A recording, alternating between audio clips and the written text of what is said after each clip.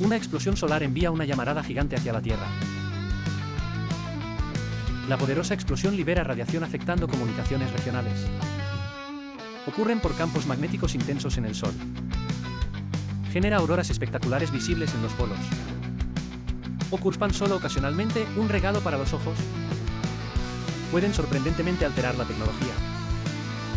Son fenómenos impredecibles del cosmos. Muchos sueñan con ver una aurora boreal en persona. La ciencia los estudia para prevenir sus efectos en tecnología. Comenta si te gustaría presenciar este espectáculo cósmico.